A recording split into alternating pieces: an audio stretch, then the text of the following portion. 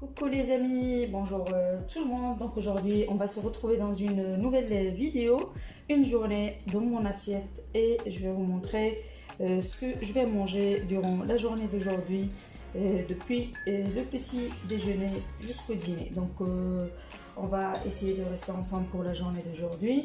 Je vous dis bienvenue dans ma chaîne si vous êtes nouvelle. Si vous êtes ancienne, n'hésitez pas à liker la vidéo, à également partager. Donc pour le petit déjeuner d'aujourd'hui, j'ai du café ici. Donc j'ai du café soluble avec un petit morceau de sucre. Je vais rajouter mon eau bouillante.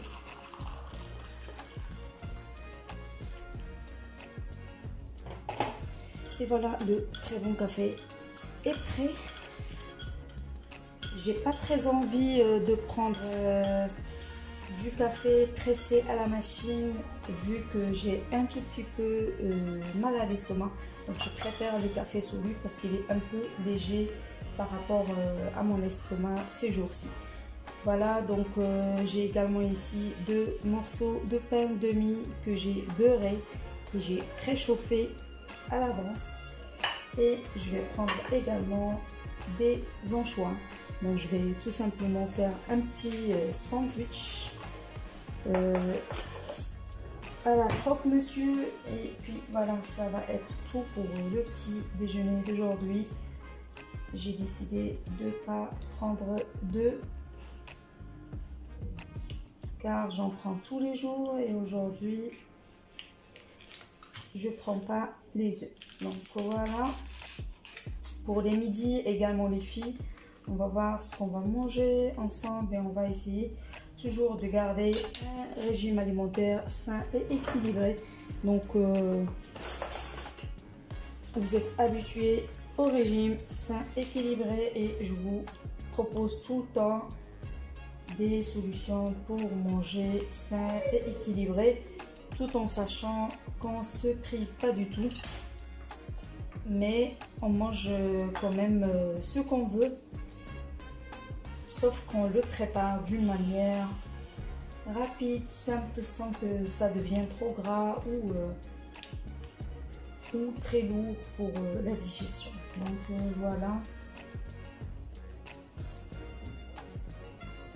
Donc ça va être tout pour le petit déjeuner d'aujourd'hui. Je prends une serviette, excusez-moi, voilà.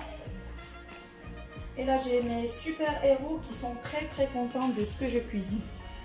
Bon non, c'est juste pour blaguer un petit peu. C'est les super héros de mes enfants, ils les ont déplacés ici. Le petit il était là, il jouait avec. Donc j'ai Spider-Man, j'ai également Captain America et Iron Man. Ils sont tous là. Bon, et ça les amuse de jouer avec. Bon, je vais leur dire, je vais les ramener dans la chambre. Donc ils sont là en observation. Ils sont très contents de notre petit déjeuner de ce matin. Donc voilà à quoi ça ressemble. C'est léger. Je vais venir juste fermer. Tout de même, on a du beurre, donc pas de privation, on mange ce qu'on veut, ça, et voilà. Les anchois, les amis, c'est très bon pour la santé. En tout cas, j'aime bien les anchois, le saumon également. J'adore dans des sandwichs comme ça. Et c'est fait, c'est prêt, c'est léger, pas beaucoup de choses là-dedans. J'ai pas voulu rajouter, j'ai pas voulu mettre plus que ça, exagérer. Donc voilà pour le petit déjeuner d'aujourd'hui. Si vous avez aimé ce que je partage avec vous, n'hésitez vraiment pas à mettre un très grand pouce bleu à cette vidéo, et puis on va de toutes les manières rester ensemble histoire de voir ce que je vais cuisiner pour le midi et également pour le dîner. Donc voilà, je vous dis à tout à l'heure pour le repas du midi. المهم البنات انا رجعت معكم الكوزينه باش غادي نوجدوا الغداء ديال اليوم. المهم خليكم معايا. غادي ندير اليوم طاجين ديال الحوت وغادي نوجدوا جميع. غير خليكم معايا وغادي نشوفوا التحضيرات ديال هذا الطاجين. المهم انا غادي نقادكم شويه مع لو بلان دو طرافاي باش تبقاو معايا ويبان لكم كلشي واضح قدامكم. المهم هكا كنظن راه حنا مزيان كيبان لكم كلشي. المهم غادي نديروا هاد الطاجين ديال الحوت. انا غادي ندير فيه داك لا دوغاد اللي خديت البارح راه انا وريتكم لا دوغاد، ديك لا دوغاد عادي اللي خديت، وغادي نقادها معكم طاجين بالخضره هنايا، وغادي دوزوا معايا باش تشوفوا التحضيرات ديال هاد الطاجين. دونك المهم هنايا غادي نحط القطع ديالي ديال داك لا دوغاد. ما عرفتش اشنو كيسميو هاد الحوت صراحه بالعربيه، واش تيقولوا ليه القرب ولا شي حاجه. ما نقدرش نقول لكم. المهم ما بقيتش عاقله، حنا راه غير جوج ديال الناس انا وراجلي، ولادي ما كياكلوش ليا الحوت بهذه الطريقه هذه طاجين. دونك المهم درت هنا 4 ديال القطع فقط. وهنايا راه عندي الخضره ديالي ها هي وجدتها. غادي نحتاج خيط صويا وخديت 2 قرعات هاد القرعات بلديين كيعجبوني انا بزاف، وعندي مطيشه وعندي فلفله حمراء وعندي حامضه، وكذلك غادي نحتاج البصله وشويه ديال البطاطا. المهم هنا بعدا غادي نقاد الشرموله ديالي، فغادي ندير بعدا الشرموله ديالي هنا. راكم عارفين البنات هذه ديما كتكون عندي موجوده صراحه، كتنفع فيها كلشي، القزبر والمعدنوس والثومه وشويه ديال الملحه وكذلك شويه ديال البزار. فانا درت هنايا، خليكم معايا. غادي ناخذ كذلك البنات هذه الفلفله، هذه راه حاره بزاف مي انا كتعجبني، ضروري كيخص يكون عندي وحده نديرها في الطاجين ديالي في الفوق. راها كتقتل كيف ما تنقولوا. هذه من الاحسن البنات تطيبوا ويقرب يطيب لكم الطاجين ديالكم، عاد ديروا هذه الوحيده هذه في الفوق غير دقيقه تاع المكانه راها كافيه.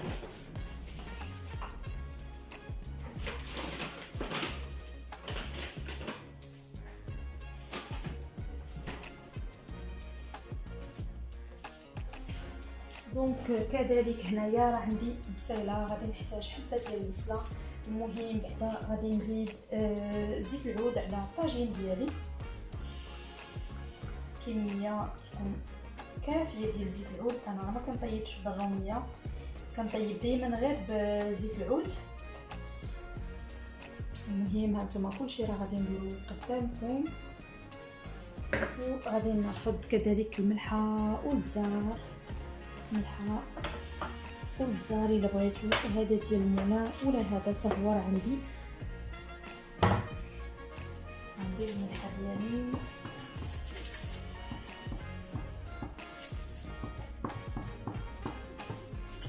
وكذلك غادي نزيد معلقه ديال البزار، ما نقويش بزاف لانه بصح هذا بزار ديال بالصحه. المهم معلقه صغيره كبيره راه ديجا غادي يجيني مرون. وغادي نشرمل هذا مزيان، نشرمل هذا الحوت هكا مزيان في الطاجين باش تدخل فيه كاع الطريه.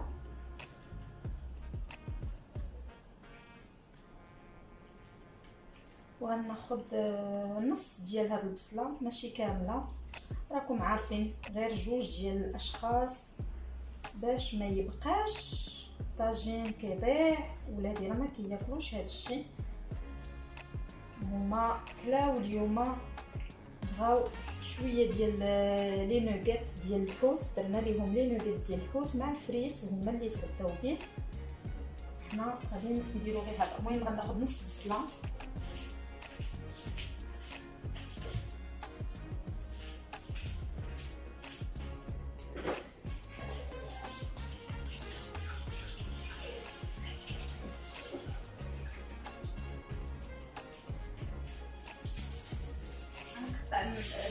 نقي البصله ديالي، نحيد ليها غير الجديده ديالها داك النص وانا معكم.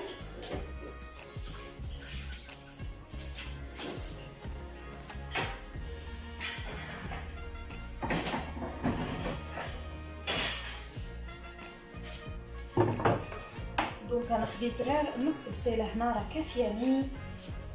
غادي نقطعها رقيقه.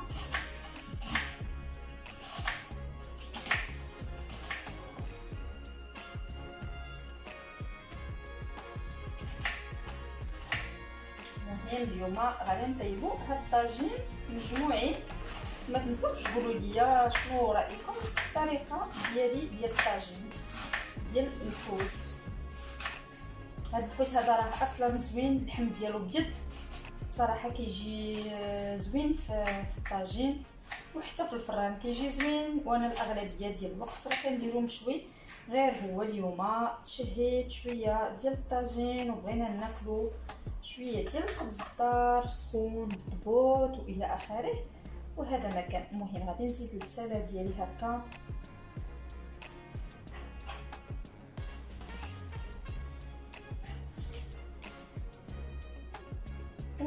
وغادي نديرو في العافيه على عافيه مهيله. خليكم معايا غنحطو وين oui, bah si tu le récupères, il est dans la chambre. Donc انا غادي نديرو على عافيه مهيله هنايا قدامي.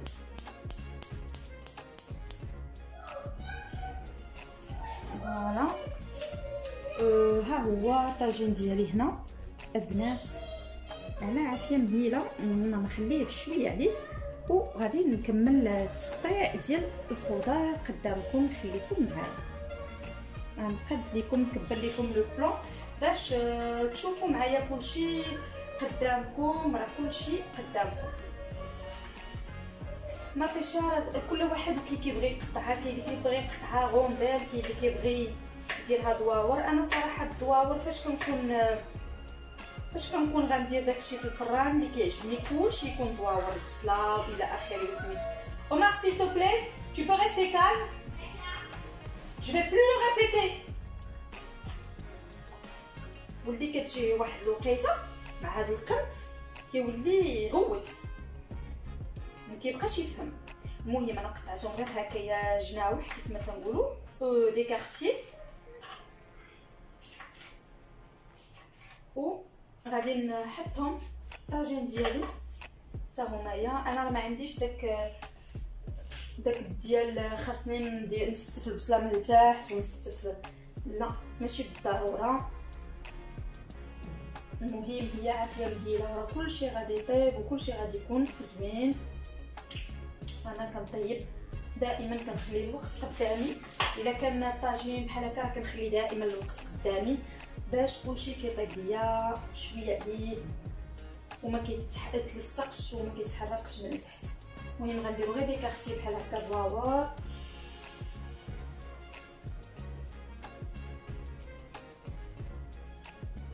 انا راه كبرت لكم لو بلان باش تشوفوا اليوم الطاجين قدامكم تيوجد.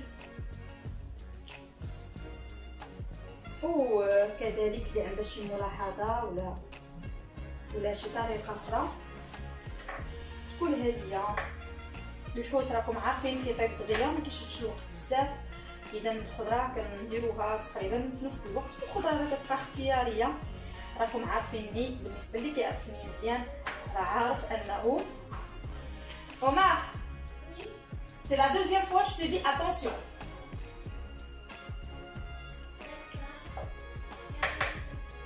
Tu vas dans ta chambre.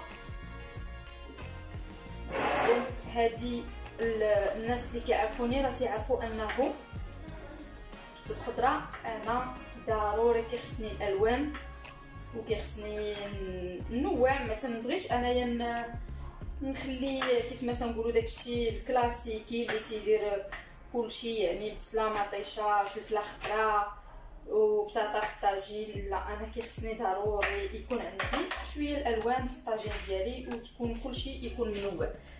المهم غادي نزيد كذلك شويه ديال هذا لو بوافون روج لانه كيعجبني انا بزاف. انا كيعجبني هذا صراحه اكثر من الفلفله الخضراء في الماكله، في الطياب.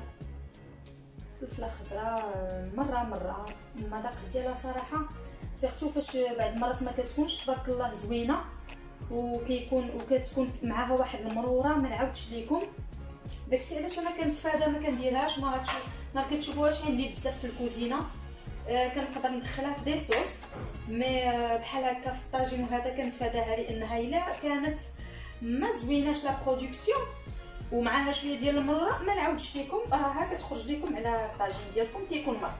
والخيزو ديالي حتى هو راه غناخذ غير شويه وغادي نديرو حتى هو بشكل طولي وكلشي رقيق، لان الحوت دغيا كيطيب راه مكيشدش الوقت، فما خاصش يكونوا لي مورسو كبار. وانا اصلا ما كنبغيش لي مورسو كبار، كنبغي كلشي يكون عندي رقيق باش حتى هكذا في الماكله تيكون مساعدك في الماكله. فوالا الشرائح ديالي راه تيكونوا هكايا رقيقين كيف ما كتشوفوا معايا، كلشي رقيق. غادي نضيفهم البنات وغير شويه من الحاجه. ما غنديرش بزاف ديال الحوايج في الطاجين، شويه من الحاجه ونبقى غادا وكنستف بهذا الشكل طولي هكا باش كيعطيني شويه ديال كما تنقولوا شويه ديال المنظر، وتيكون فيه الخضار مشكله كيكون حسن. كذلك هاد القرعه البلديه تتعجبني بزاف، انا ما عرفتش كاين اللي تيديرها غير في الكسكسو فقط، انا كتعجبني بزاف ديال الحوايج كنستعملها حتى من لي بات كندير فيهم انا هاد القرعه البلديه. وشي نهار غندير لكم وصفه ديال لي بات هاد القرعه البلديه وغادي تجربوها وغتردوا عليا اخبار. راها زوينه ماشي بالضروره البنات راه ما كتستعملش غير في الكسكسو. دونك سا سي لو تاجين ا ما فاصون، وغندير له بحال هكذا وصافي غنكسى فيه. وغادي نزيد حبات ديال البطاطا وغادي نعصر نص ديال الحامضه، وغادي نقطع النص الاخر جوج ديال الدواور منه. وهذا ما كان بالنسبه لهاد الطاجين. ندير بعدا البطاطا ديالي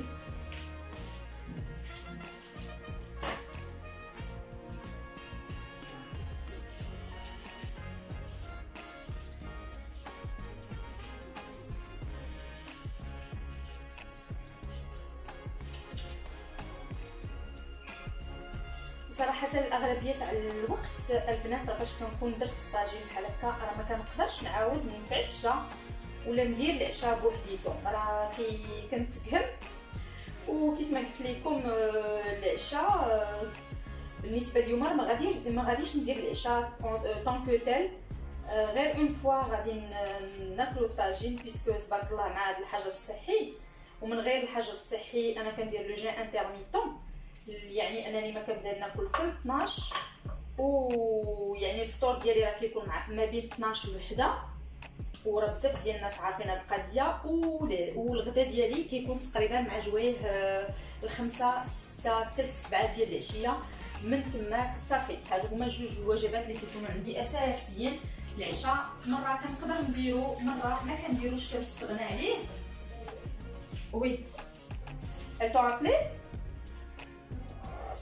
مره كنقدر نديرو مره ما كنديروش كنستغنى عليه. كندير غير مثلا شي عصير صحي ولا شي كولاسيون ولا ان بول دو سيريال. وهذا ما كان بالنسبه للعشاء. سيرتو كيف ما قلت لكم هكا فاش كنكون غناكل مثلا البطبوط الخبز ولا هذا راه ما كنحتاج الشاي صراحه كندير العشاء، لانه كنبقى مهمه كيف ما تنقولوا. كنقدر ندير دي كولاسيون دي كروك مسيو ولا دي تارتين ولا شي حاجه بالزربه. وهذا الشيء اللي كاين. المهم هي البطاطا ديالي حتى هي قطعتها بنفس الطريقه بحال هكا البنات رقيقه بزاف باش كلشي ما كيشدش ليا الوقت وكلشي كيطيب دغيا وتا الشكل تيكون زوين. انا ما كنبغيش نقطع دواور صراحه. كاين بزاف اللي تيبغيو الطاجين يكون كلشي دواور. انا كنفضل هذا الشكل الطولي كيعجبني. على الدواور. المهم هذا مكان والطاجين ديالي. نزيدكم واحد الحاجه اخرى، انا راه ما كنديرش فيه الماء وما كيتلصقش ليا، كنطيبو دائما على عافيه مهيله بلا ما بلا حتى شي حاجه. ديك الخضره ديالنا البصله وسيرتو الفلفله الحمراء راه كتطلق الماء ديالها، والخضر كيطلقوا الماء ديالهم صراحه وما كنحتاجش الماء. باش ما نكذبش عليكم ما كنزيدش الماء الا فريمون الضروره، الا كانت الخضره ناشفه وما تلقاتش لنا داك الماء ديالها. اما اون جينيرال ما كنحتاجش نزيد انا الماء في الطاجين ديالي. المهم ها هي الخضيره ديالنا استفناها. غادي نقطع الحامضه، راه انا غسلتها مزيان. غادي نقطع كالكو طرونش بحال هكذا اللي غنديروهم من الفوق.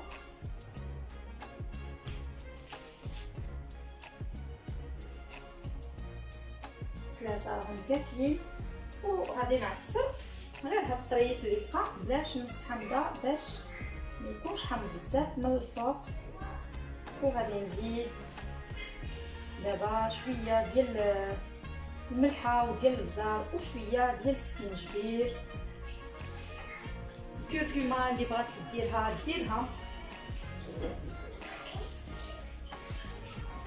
وبالنسبه كاين اللي كيديروا التحميره والكمون، صراحه ما كنبغيش انا ندير داكشي ديال التحميره والكمون، ما كنديروش. فغادي نزيد غير شويه ديال السكينجبير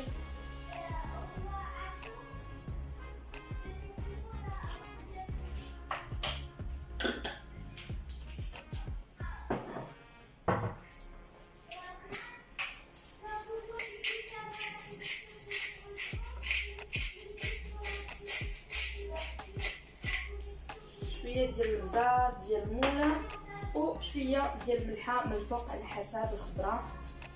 من بعد حتى يدخل ليا الطياب مزيان، ونقدر نزيد شويه ديال البنه ديال الحوت. المهم هادشي اللي كاين البنات. غنزيد شويه ديال زيت العود من الفوق باش الخضره ما تكونش ناشفه. وهذا هو الطاجين ديالي ديال اليوم. مهم نتمنى انه يكون يعجبكم. ها هو الطاجين ديالنا ديال اليوم. غادي نخليه يطيب بشويه على عافيه مهيله البنات، ومن بعد نوريكم الشكل النهائي ديالو منين يكون وجد. المهم البنات هانتوما كيف ما كتشوفوا معايا راه الطاجين ديالي راه وجد على حقه وطريقه، وشراو والخضيره كامله طابت، وراه محتاجيناش نزيدو فيه حتى شي حاجه ديال الماء وصافي. هذا هو اللي كاين، راه ما ملصق ما والو. وغادي نحط القطع ديال الحوت ديالي مع الخضره. وهذا الشيء اللي كاين البنات. المهم الى عجبكم الفيديو ديال اليوم والطاجين ديال اليوم ما تنساوش تخليو ليا كومونتير وكذلك لايك. راه هنايا عندي البطبوط ديالي يلاه وجد حتى هو سخون باقي هنايا، يلاه صاوبناه. ها هو طلع زوين، درناهم غير بهذا الشكل صغيورين هكا. المهم راه طلع زوين. وهذا الشيء اللي كاين البنات بالنسبه اليوم، وتنقول لكم بالصحه والراحه. المهم البنات صراحه مع داك الطاجين ما قديت ناكل حتى شي حاجه في العشاء، فصاوبت فقط هاد لي كروك مسيو خفافين غير بشويه ديال الخضر وشويه ديال البيض وبلا موتزاريل وصافي. دونك هذا ما كاين. وكنقول لكم الى عجبكم الفيديو ديال اليوم ما تنسونيش من لي كومونتير ديالكم وكذلك من لي لايك. جو في دي تري غرو بيزو et à la prochaine vidéo. Inch'Allah, bisous, bye.